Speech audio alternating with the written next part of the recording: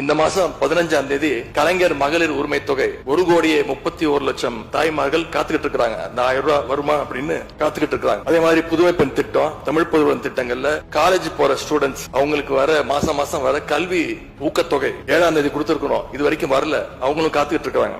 இப்ப ஸ்கூல் இல்லனாலும் ஜூன் 2ஆம் தேதி ஸ்கூல்ல ரீஓபன் பண்ண போறாங்க. அப்ப காலை உணவு திட்டத்துக்காக பள்ளி மாணவர்கள் எல்லாம் காத்துக்கிட்டு இருக்காங்க. இப்படி பல்வேறு திட்டங்கள் இருக்கு. நான் முதல்வன் திட்டம், தாய் மாணவர், அன்பு கரங்கள்னு பல்வேறு திட்டங்களுடைய பயனாளிகள் எல்லாம் ஆவலோடு காத்துக்கிட்டு இருக்காங்க. இந்த அரசு என்ன செய்ய போகுதுன்னு காத்துக்கிட்டு இருக்காங்க. அதனால நான் உங்ககிட்ட கேட்டுக்கொள்றது, மாண்புமிகு முதலமைச்சர் அவர்கள் பதவியேற்றதும் தன்னுடைய முதல் உரையில அவகாசம் வேணும்னு கேட்டீங்க. நிச்சயம் அவகாசம் எடுத்துக்கோங்க. ஆனா காத்துக்கிட்டு இருக்க அத்தனை பேரையும் ரொம்ப காலம் காக்க வச்சிடாதீங்க. அது மட்டும் இல்ல, தேர்தலுக்கு முன்னாடி பல கவர்ச்சியான வாக்குறுதிகளையும் நீங்க கொடுத்திருக்கிறீங்க. மக்கள் அதுவும் ஞாபகம் வச்சிருக்காங்க.